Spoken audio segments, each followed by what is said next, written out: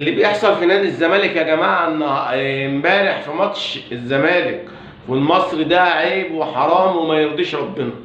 الهدف بتاع زيزو من ضربة الجزاء، الكرة واضحة جدا انها دخلت المرمى والهدف ما اتحسبش.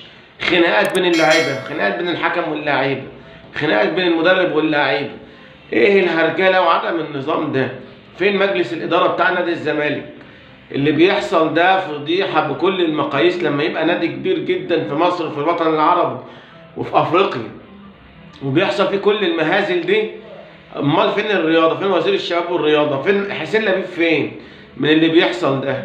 يعني ايه مصمم تلاعب جوميز؟ بنوجه كلامنا فنيا بقى الأول. جوميز مصمم تلاعب إبراهيم نضاي باك شمال وعمل كارثة امبارح. الكوره اللي جه منها الهدف الاولاني للنادي المصري كوره غريبه جدا. حارس المرمى عواد بيباص الكوره لنضاي اللي بيلعب براحته خالص، ونضاي بيعمل اختراع واكتشاف في الكوره، بيرجع الكوره للمهاجم النادي المصري اللي بيحرز الهدف بمنتهى السهوله. اسيست نضاي لو عايز يعمله اللاعب من الزمالك عمره ما هيقدر يعمله كده. حاجه عجيبه وغريبه وشيء مش مفهوم. هل دي باصه؟ هل هو كان بيرجع الكرة لعواد؟ أكيد مش بيرجع الكرة لعواد. إيه اللي هو بيعمله نضاي؟ الله أعلم. وأنت ما عارف إن نضاي ماشي خلاص، قعده وشوف مين اللي هينفعك الفترة الجاية. إيه المانع إن أنت تبدأ بنيمار من أول الماتش، أو تلاعب يعني إن شاء الله تلعب بمدافع ثالث يا أخي، مش لازم باك. لكن اللي بيعمله جوميز وإصراره إن هو يلاعب نضاي ده حاجة غريبة جدا.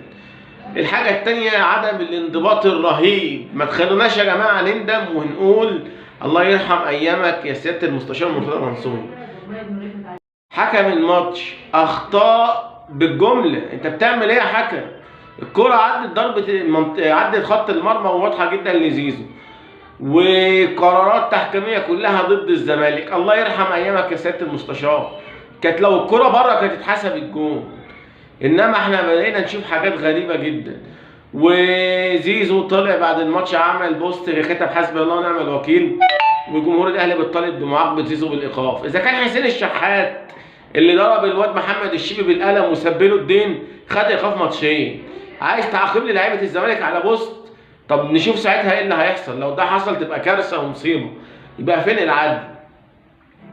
والاهلاويه عمالين زايطين على مواقع التواصل الاجتماعي وفي كل حته عايزين ايقاف جوميز 8 ماتشات عشان لمس الحكم. ايه لمس الحكم يعني؟ هو الحكم ده محرم ولا حاجه؟ مش فاهمين يعني ايه لمس الحكم. امال لو كان سب له الدين وضربه جزء اقلام زي الشحات كان هياخد ايقاف ماتشين بس؟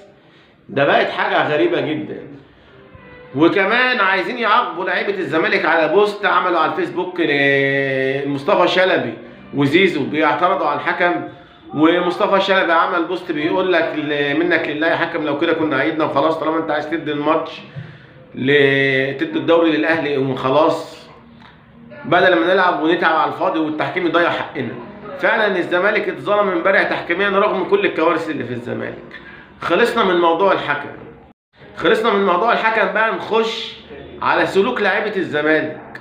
خناقه بين عواد وبين حسام عبد المجيد بعد الهدف الثاني. ازاي ده يا جماعه يحصل في نادي محترم يا جماعه؟ فين السيطره؟ فين الاداره؟ فين الجهاز الفني؟ فين الجهاز الاداري؟ احمد مجدي، عبد الواحد السيد، انتوا بتعملوا ايه؟ جوميز انت مش مسيطر على لاعيبتك، بدليل عبد الله السعيد لما خرج شفنا عمل ايه. طبعا هو عبد الله السعيد مبدئيا كده حقه ان هو يعترض ان هو طالع. انت منزل مطيابه اللي مالوش فيها، اللي ضيع كوره سهله جدا، وعبد الله السعيد بتطلعه على اي اساس؟ وسايب مصطفى شلبي اللي حرفيا دمر الزمالك. بتلعب بمصطفى شلبي ازاي؟ ده اوباما ارحم منه. اوباما ارحم من مصطفى شلبي. ونيمار طبعا، يعني انت مقعد نيمار واوباما الاثنين نزلوا هم اللي عملوا الجول. زي ما يكون جوميز بيعاندنا مثلا، بيعاند جمهور الزمالك. خلينا دلوقتي بعيد عن الحته الفنيه. عندك عبد الله السعيد وهو طالع قام جاي مزعق مع المدرب ومتخانق معاه. جوميز بيتخانق مع الحكم. حسام عبد المجيد ومحمد عواد بيتخانقوا في وسط الملعب. مصطفى شلبي وزيزو طالعين بعد الماتش بيهاجموا التحكيم. انت كده لو فاتح كشك وفي اللعيبه دي مش هتعمل كده. مش نادي الزمالك اكبر نادي في افريقيا ونادي القرن الافريقي وتحصل المهازل دي كلها فيه؟ طب نفرض دلوقتي ان اتحاد الكره الظالم عمل عقوبه ظالمه على اللعيبه دي ووقفها، او وقف جوميز 8 ماتشات، هيبقى ايه رد فعل مجلس اداره الزمالك ساعتها؟ انا مش شايف اي حل او اي رد فعل مناسب غير الانسحاب من بطوله الدوري.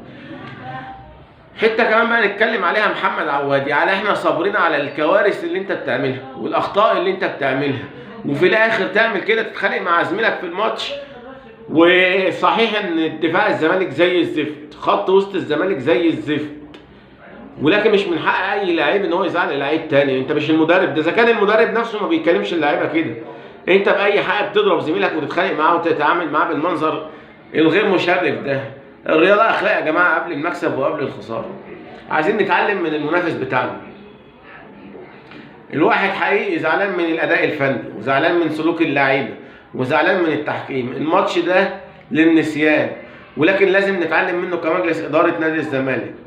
وبمناسبه مجلس الاداره، كان في خبر عن استقاله كابتن احمد سليمان، طبعا الخبر طلع في شنك. وبوجه رساله بقى للاهلاويه، بقول لهم اوعى تفتكروا ان جوميز هيتوقف ولا اي لاعب من لاعيبه الزمالك هيتوقف. والله يرحم ايام سياده المستشار لما ما كانش حد بيقدر يقول للزمالك بم. كابتن حسين لبيب، انت محتاج تعيد تفكيرك تاني وتحط النقط على الحروف في نادي الزمالك، وتقف قصاد اي لاعب بيتجاوز تعاقبه، وان شاء الله توقفه. احنا كده كده خسرنا الدوري، ما عندناش اي حاجه نبكي عليها. نادي الزمالك محتاج ثوره تصحيح، ومحتاج ناس تاخد قرارات حازمه وصارمه عشان ما تتكررش الاخطاء اللي حصلت الماتش اللي فات. ويا ريت يا جوميز تسمع الجماهير شويه. بشكركم، ما تنسوش تدعمونا بلايك للفيديو واشتراك في القناه وشيروا فيديوهاتنا عشان توصل لاكبر عدد من المشاهدين.